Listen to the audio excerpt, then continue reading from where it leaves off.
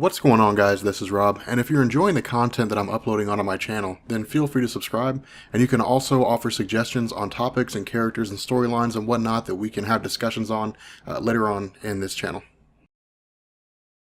Okay, so as we pick up with Supergirl Rebirth, I was trying to time this around the same time as the episode of Supergirl that came on as part of Invasion, because I don't know if you guys saw that episode or not, but it was amazing. Like, I had one hell of a time watching it. I don't know, I really like Supergirl on CW. I felt like when it was on CBS or whatever it was before, it was taking itself too seriously. I like that it's just kind of, it's a show about a superhero. Like, I like that they're fully embracing that. I think it really works for her character and what she's about. But the idea here with Supergirl Rebirth is this is actually DC kind of returning things to familiarity, because for those of you guys who don't know, when DC launched the New 52 and they introduced the newest iteration of Supergirl, a lot of fans hated it because it wasn't the Supergirl they were used to. You got to keep in mind, Kara Zor-El, as we knew her, had effectively died in 1985 during Crisis on Infinite Earths. And so because of that, we got like Linda Danvers, we got some knockoff versions, but it wasn't the true Kara Zor-El. Now the reason for that was because, Crisis on Infinite Earths set a standard for a lot of different things, and one of them was to return Kara Zor-El, return Superman to being the sole survivor of Krypton. And so it didn't make any sense to turn around and introduce a Supergirl if Superman was supposed to be the last son of Krypton. And so because of that, we never really saw any real variation of her character. Now we did get her in the New 52. The problem was that Supergirl was always this cheery character. She was always designed to be vibrant and exciting and fun, but in the New 52 she was just very emo. She was angry at the world. And so because of that, fans didn't really care for her too much. And as far as I've been able to tell, doing some surfing around and looking at some various stories and so on, what DC did is when they were setting the standard for the launch of DC Rebirth, we of course knew that as far as Superman was concerned, this dealt with his powers being wound down to the point where he was almost powerless, and it was all part of a larger story arc. At least truth was, it was part of a larger story arc in order to remove Superman from the New 52 and replace him with a pre-New 52 Superman. Now, in terms of Kara Zor-El, this affected her as well. For the Supergirl character, it affected her just like it did Superman. And the reason why is during the story arc, I think it was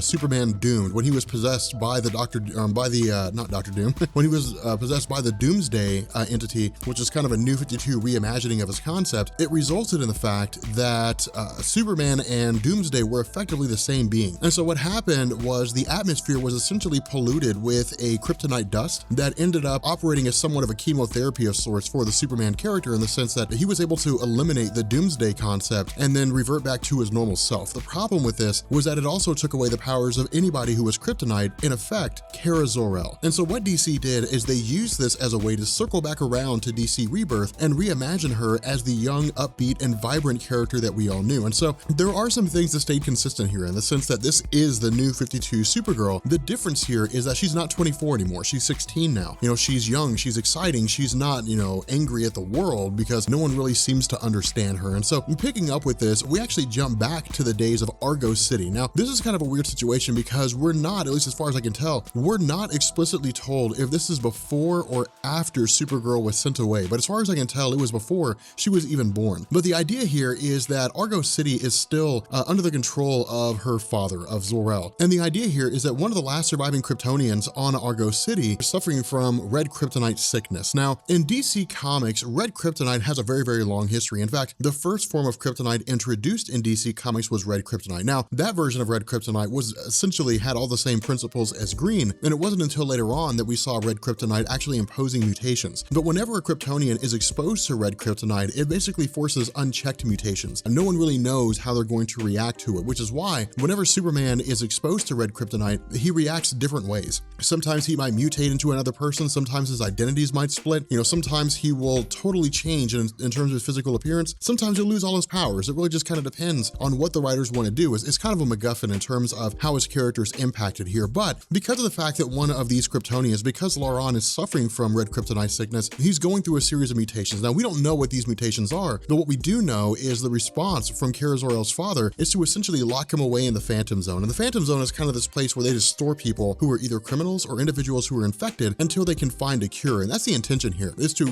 store him in the Phantom Zone until a cure can be found. The problem with this is that, as we know, while it was floating out in space and while the last, remaining citizens of Krypton were trying to find a place to live, Argo City was effectively destroyed, which resulted in Kara Zor-El being sent away in a fashion very similar to Superman and her landing on Earth. And so during all this time, Laurent was effectively inside the Phantom Zone. Now, from here, we again basically pick up with the de facto handlers or parents of Kara Zor-El at this point in time. And what they're doing is they're effectively trying to restore her powers alongside a woman named Cameron Chase. Now, Cameron Chase has been around since around 1988. I think she's been here for quite some time, and her role has changed in a lot of different ways. There was one point where, and I think even the New 52, they had her operating as head of the DEO, the Department of Extra Normal Operations. And what she did here is she worked in a fashion akin to Marvel's SHIELD, in the sense that it was the idea of monitoring individuals who were here on Earth and may have posed some kind of a threat to the Earth's safety in and of itself. Now, in terms of Cameron Chase as she exists here right now, there was actually a bargain that was struck between Cameron and Supergirl, and we'll learn more about this here later on. But in the middle of trying to restore her powers, the plan as it existed was like this. Because Kara Zor-El had essentially been infected with a kryptonite dust that was more or less permanent, or seemed to be permanent in removing her powers, the idea was to use a phantom drive and send her to the sun, allowing her to absorb the solar energies, which in turn would burn out this kryptonite dust, and then would allow her to regain her powers. Now, in DC Comics, a phantom drive is quite literally what it sounds like. It's a Kryptonian device. It's essentially like a warp core. The difference is that instead of folding space and time on itself in the traditional sense, it basically allows the person who is piloting a vessel that's powered by a phantom drive to pass right through the Phantom Zone and then take them wherever it is they need to go. So it's basically the same function and fashion as a warp drive. The difference is that the manner in which you travel is a little bit different than a traditional faster than light speed engine or drive or whatever you want to call it. But the idea here is that as she's on her way, to the sun, we suddenly have Laurent emerging, because again,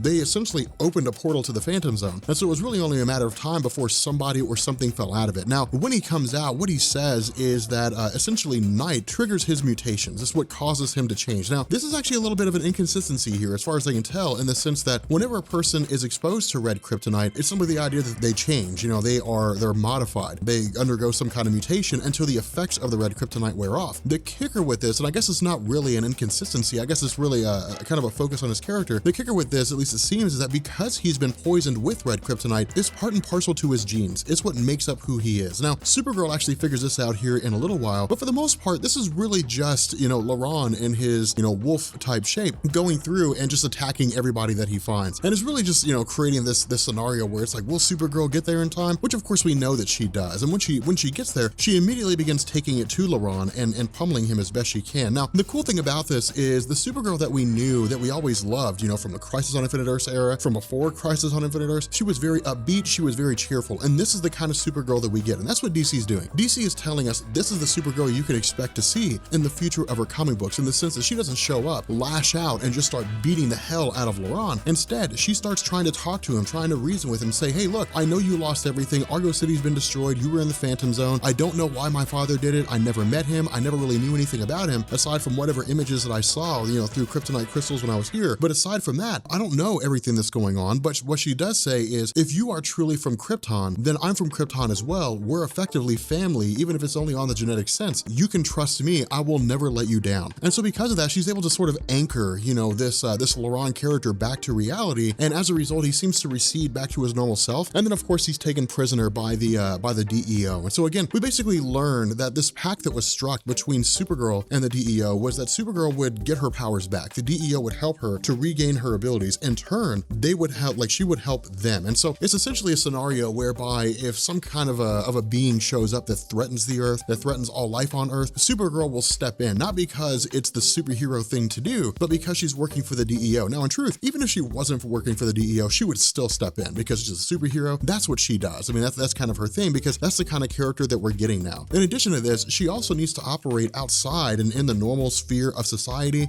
She needs to be able to have a normal life, just because of the fact that, one, it's a matter of convenience, but two, it will also allow her to gain a better understanding of what's going on in the world, to reintegrate herself into society as a normal human being, but it'll also allow her to put her ear to the ground and hear things that the DEO may otherwise not be able to hear. And so because of this, she's effectively given the name of Kara Danvers. Now, some people would have looked at this and said, well, this is essentially the Supergirl comic copying the TV show. Not exactly. There are some similarities here, but But that's why this works well, because it's kind of a good blend. You know, we would expect to see like Kara Zor-El, but the idea that we're seeing Kara Danvers, the idea that we're effectively seeing the namesake of, you know, Supergirl as she exists in the TV show provides us some measure of familiarity without breaking her character to the point that it's like a comic adaptation to the TV show. And so again, it all pretty much just sort of works out here. But in the last, you know, little bit of this, we basically pick up with the remnants of Argo City, or at least Argo City, you know, after it's been destroyed. And we effectively have, you know, some guy that looks like Cyborg Superman, that looks like Hank Henshaw for all intents and purposes. And, you know, he's basically talking about how his actions or whatever it was that he did had essentially led to the destruction of Argo City and his people. And the goal is to effectively fix this problem. He keeps saying things like he's going to do better this time, so on and so forth. Of course, you know, this again leads into the current story arc as it exists right now, which I think is wrapping up relatively soon. But if you guys are new here to Comics Explained, make sure you guys hit the subscribe button to become part of the Rob Corps. If you guys enjoyed this video, drop a like.